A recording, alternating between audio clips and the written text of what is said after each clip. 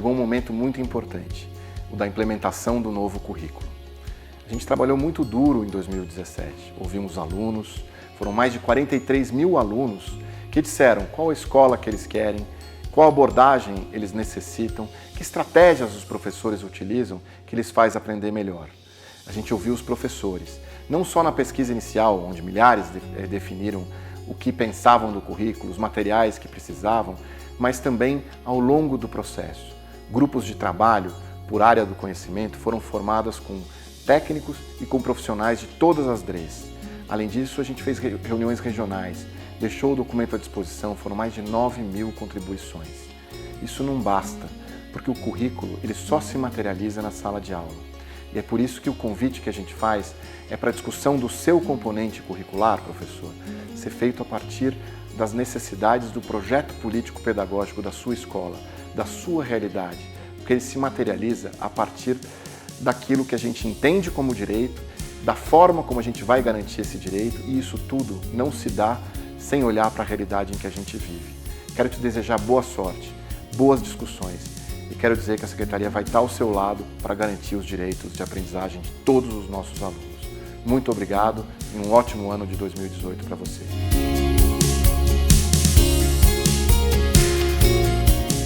A concepção que sustenta o currículo de matemática é que a matemática é uma ciência viva e que existe na humanidade desde que a gente tem notícia, a partir da resolução de problemas. Isso continua até hoje, então a matemática vem evoluindo nestes séculos de existência e também estão incorporadas as ideias fundamentais da matemática. Então a proporcionalidade, a variação de grandezas, as medidas e outras ideias consideradas fundamentais que se desenvolvem ao longo dos 9 anos de escolaridade.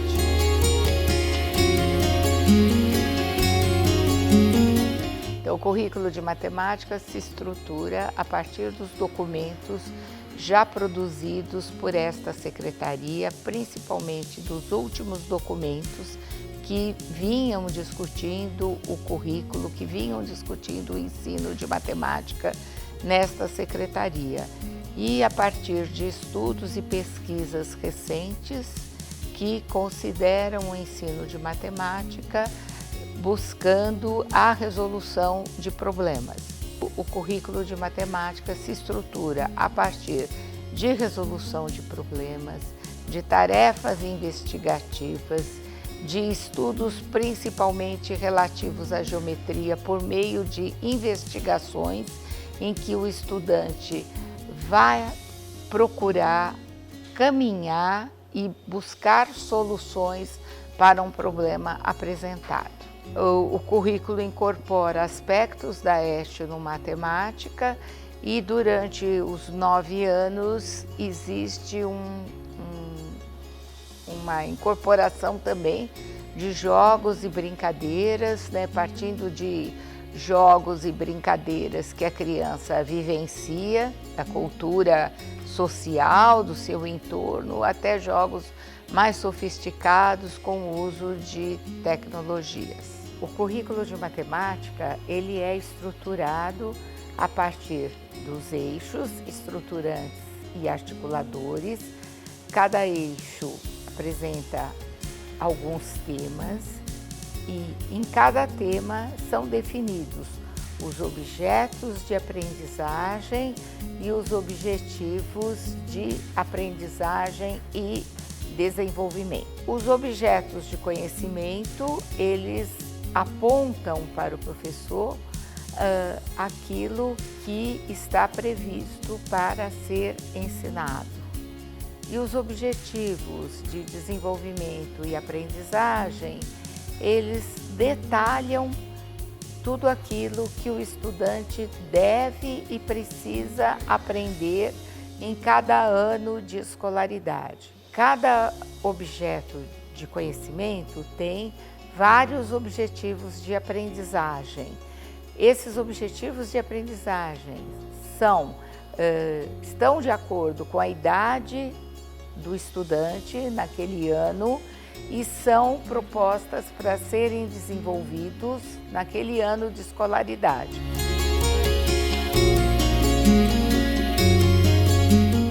O currículo de matemática ele tem dois grandes eixos, um denominado de eixo estruturante, né, e o outro denominado de eixo articulador.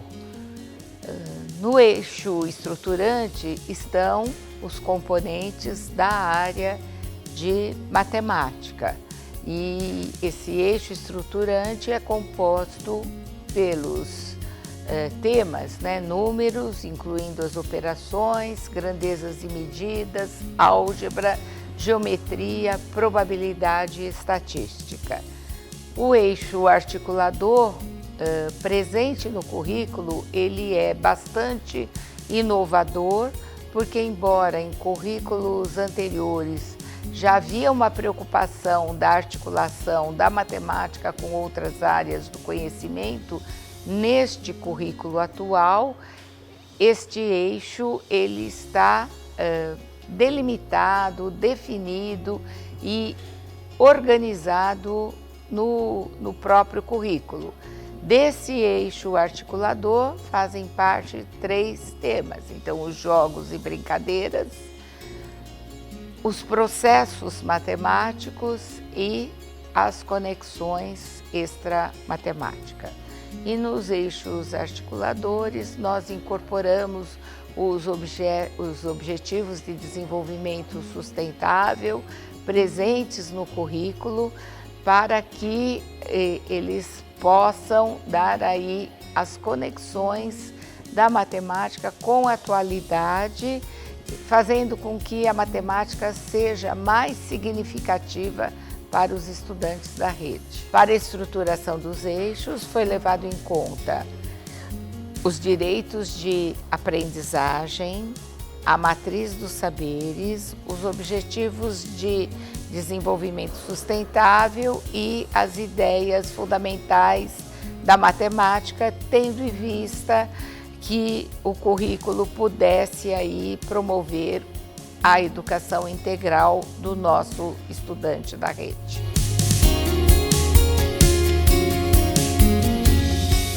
O currículo de matemática, ele apresenta no eixo estruturante duas grandes novidades, que é a ideia de trabalhar com a álgebra do 1º ao 9º ano e a ideia também do trabalho com a probabilidade do 1º ao 9º ano. Nesse currículo que foi estruturado, vale lembrar também que os eixos estruturantes estão compostos, né, numa primeira etapa de toda essa estrutura dos eixos que se tratam dos números, das operações, que estão incorporados neste mesmo elemento.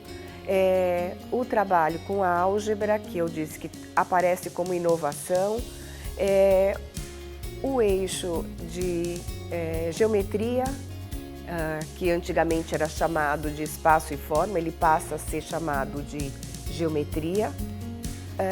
E o trabalho de probabilidade estatística e grandezas e medidas, que também fazia parte dos documentos anteriores da própria Secretaria e de outros documentos de caráter nacional. Nessa inovação da álgebra, por que ela foi pensada para este documento? Ela foi pensada no sentido de que existe um pensamento que precisa ser trabalhado com as crianças e discutido com elas ao longo do ensino fundamental, uma vez que ela trabalha com relações quantitativas e qualitativas, sejam elas numéricas ou figurais, e que no fundo ajuda a criança a poder pensar em irregularidades, e fazendo dessas pequenas observações ao longo desse processo de ensino, ajudar essa criança a trabalhar com generalizações a partir de padrões, né? Então, acho que esse é um grande avanço no currículo de matemática. Em relação ao pensamento probabilístico ou à probabilidade, a ideia é que a gente possa, desde os primeiros anos, desenvolver nos alunos o sentido de pensamento sobre a aleatoriedade. Então, isso é importante para que as crianças possam ir experimentando situações em que elas vão observando. Isso é uma possibilidade de aparecer, isso é totalmente improvável de aparecer. Os eixos articuladores, a inovação, ela está nos próprios eixos, né? Nos próprios eixos de jogos e brincadeiras, no eixo dos processos matemáticos e também nos eixos das conexões extramatemáticas. Por quê? Porque, na verdade, os jogos e brincadeiras são incorporados na vida de qualquer pessoa.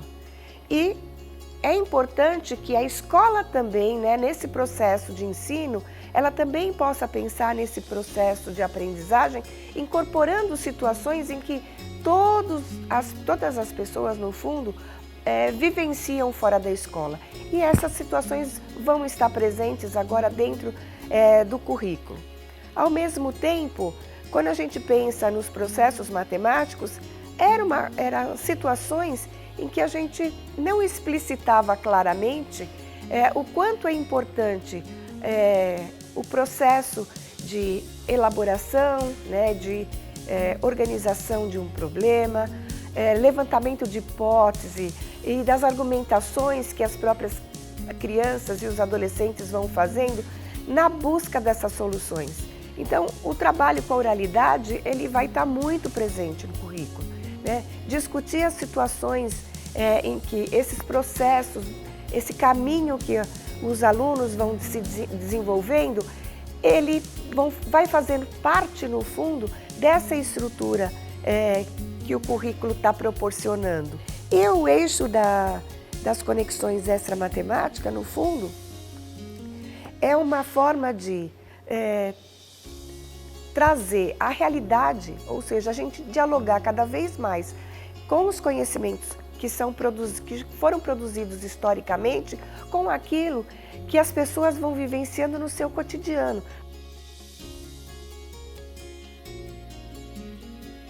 Vejo que o currículo pode ser desdobrado em duas grandes ações dentro da escola. A primeira é um processo mesmo de estudo dentro do horário coletivo. Todo esse material que foi produzido nas orientações, ele traz inovações de aspectos metodológicos e didáticos, ele traz inovações em termos do próprio conhecimento matemático, tanto no documento curricular, como no documento que também vai chegar junto com esse documento curricular, que são as orientações didáticas. Em relação, então, a esse estudo do horário coletivo, além de, acho que trazer a possibilidade de compreensão maior do próprio objeto, que é o documento em si, e todas as nuances, no fundo, que ele traz em termos da própria concepção, da organização, da estrutura que ele tem, das inovações que ele traz, a gente também tem essa possibilidade de olhar para todo esse documento e pensar no próprio projeto que a escola tem. A construção do currículo da própria escola, né? Olhando para a sua própria comunidade, olhando as diferenças e a própria organização que ela tem. Dialogar com a sua comunidade local e dialogar com o próprio documento estruturante da rede. São fundamentais para a organização do trabalho docente, né? Sem esses elementos, você torna o trabalho docente isolado, sem um diálogo frequente com todos esses elementos que são constitutivos da profissão do professor.